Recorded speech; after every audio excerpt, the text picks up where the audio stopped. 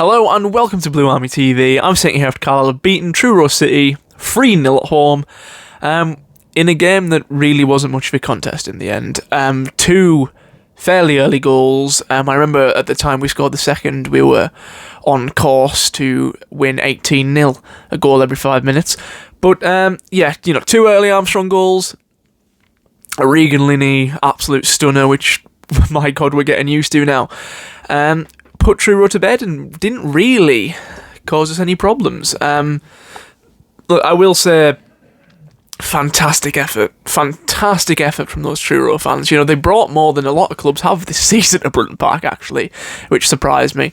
But yeah, fantastic support from a group of supporters there in the Truro fans. I hope they enjoy the day out, regardless of the result. I can't say I'm too disappointed with that you had to suffer a loss, but yeah, fantastic support for your team, and particularly you could hear them, which hasn't been the case at Brunton Park. Granted, they were placed a lot closer to me than the away fans usually have this season, but I heard the Truro fans today, and I think they were quite possibly the best fans we've had at Brunton Park this season.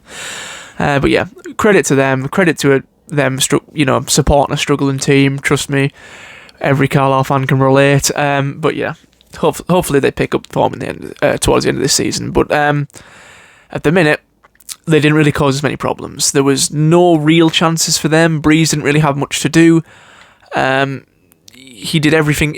I think he did really well, Breeze, up until he made one mistake towards the end. But which, when you're a goalkeeper, you can't be affording to make those kind of mistakes. Like, he was closed down.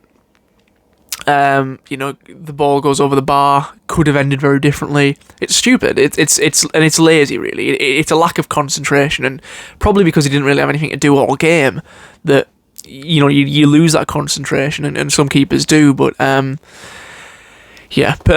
from him, to be fair. But the rest of the game, he was fantastic. It's just when you're a goalkeeper, you're going to be remembered for the error, which he did make today. But yeah, apart from that, the defence was fine. I think Mugabe and Thomas both looked a bit shaky at times, which is very kind of uncharacteristic for Mugabe. It was odd seeing Terrell Thomas perform better than Mugabe. I think he did have a really good game. Terrell Thomas made one minor error in the first half, I thought, where he kind of characteristically got caught out of possession, but out of position. I mean, when he likes to get forward, doesn't he, Terrell Thomas, but doesn't have the pace that, like, say, a Mellish would have to get back. But Mugabe, I think, also made a couple of errors today. However, look, it didn't matter in the end. They didn't really punish any of our errors. We had a lot more chances. We took a lot more of our chances. Both Armstrong goals were some good play leading up to them, especially the first one. Fantastic cross from Linney into the box. I love a good low cross. The second goal, a proper looping ball into the air that maybe their keeper should deal with.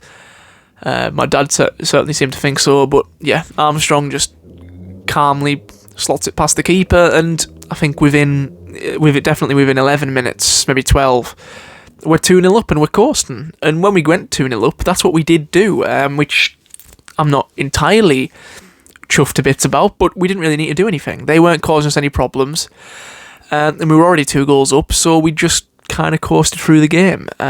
Linney, a bit of individual brilliance from him, got the third goal in the second half, and we saw out the game with not really any issues at all.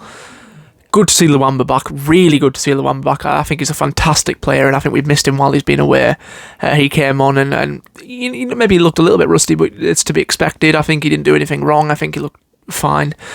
Kelly came on, looked good. McAdam, I felt really sorry for McAdam when he missed that chance to make it 4-0, and it was a really good chance. You're not going to get a better chance. And the ground started celebrating. That's how good a chance it was. We just assumed it was in. But no, he put it wide, which is unfortunate. Lovely ball from Whelan to get to that. And we'll talk about Whelan. We'll talk about the midfield issue now. Or not necessarily issue, but the midfield conversation that needs to happen. Gilead's come in. He played well last week, or the last game, and he played well today. He played really well today. He, to me, seems to be... He talks a lot more than everyone else. He looks a lot more solid, even though midfield, that kind of defensive kind of midfield role, hasn't always been his natural position. he seems very accomplished there, and I like the communication he gives there, and I think is a real asset in that midfield. So you keep him. Obviously, you keep Werner in front of him. I think it was his assist for the second goal. And then it's who you have next to him. Now, we've got 3 defenders that weren't in the starting 11 today. That's Whelan, McAdam, and somebody else. No, Whelan, McAdam, and Grant. That's it. 3 midfielders that weren't in the starting 11 today. All of which came on in the end. But you've got to hand it to Jack Ellis. Give him a little bit of credit. I haven't always thought he's been better than, especially Whelan, who I think a lot of people would expect to start ahead of him.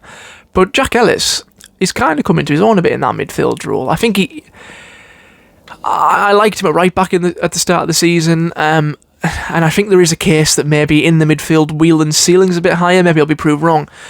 But you know, he definitely doesn't deserve to be dropped, and I expect him to start the next game in the defensive midfield because he looks good. You know, he doesn't do anything special, but he doesn't have to. He does all of the basics right. You know, he's brilliant in the tackle.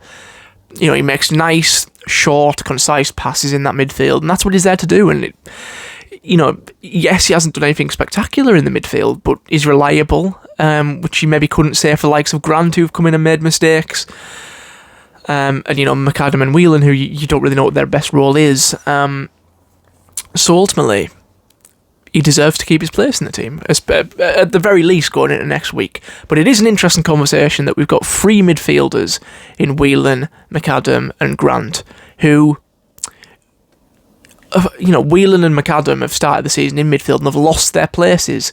And Grant is kind of a big signing, a big defensive midfield signing that people expected to do well. You've got 3 big names out of the squad there.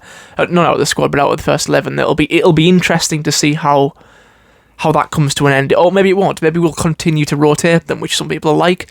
But I'd be very interested to see, when we play the likes of York, Forest Green, the big teams, which midfield 3 goes with. Which midfield 3 is Mark Hughes's favourite? And obviously you've got Embleton to come back into that conversation as well, so there's 4 midfielders that can't make the midfield 3. It's going to be interesting to see who his favourite, his strongest midfield 3 is going to be. But yeah, that's an interesting conversation that only time will tell, I suppose. Archie Davis got man of the match, deservingly so. Well, to be fair, I did feel a little bit sorry for Armstrong scoring 2 goals and not getting it, but Archie Davis did have a very good game. Not so much Cameron Harper. I think he's definitely lacking something, but you know, didn't do anything particularly wrong. And then you've got Adjuboy, first start for a long time. I think he deserved to start. I don't want to see Wern out wide, and I think he did well. It was probably his best game in a Carlisle shirt. You know, he started the season at the very start of the season at Woking. He started as part of a front 3 and was taken off at half time. Wasn't really very impressive. But yeah, I liked Adjuboy today. He will lose his spot to Wern when Wern he will lose his spot to Luamba when he comes back, but that's to be expected. But it's nice to know we have a good backup there in Adjuboy. Yeah, look, a lot of positives to come from today, but I will mention that as good as that feels to win, as good a win that is, and you know, maybe we should have beat them by more, but you can't really be too fussed with a 3-0 win at home. You know, clean sheet, 3 goals. Your strikers are scoring. Everything's going fantastic. But it is going to be very interesting to see how we fare against some of the top teams in this division, because we haven't come up against... You know, we played Wealdstone who were top and we played them, but I more mean the likes of the teams that are going to be up there towards the end of the season. You know, we haven't played the likes of Forest Green, you know, Rochdale, Southend, them kind of teams, the big teams at the top. York, I still, even though they have had a poor start of the season, I still consider York as one of those teams as well. It'll be interesting to see what happens when we play those stronger teams. Because no offence to Truro, and you know, fans, top class, but they're not one of the top teams. In fact, they're one of the favourites to go down. But yeah, good win today. Shout out to Pete and his dad. I met Pete before the game today. His dad couldn't make it, but you know, hopefully the Blues give him something to cheer at home there. You know, and you can't really ask much more than a 3-0 win, can you? But yeah, pleasure to meet you, Pete. Nice to talk to you before the game, and big up to your dad as well. Obviously, before we end the video, the Cumbrian Tea thing, you know, code I'll put up on the screen again now, 10% off, I'll leave the link in the comments. You know, fantastic company, brilliant business, brilliant product as well, product I always use, at the very least, and, you know, I used it before I got this kind of deal, so, yeah, anyone that's already using Cumbrian Tea, you know, 10% off online, you know, why not? 10% off, help the channel, why not? But yeah, let me know what you think about the game in the channel. Let me know what you think about the game in the comments. Please like the video and subscribe to the channel. And in a bit.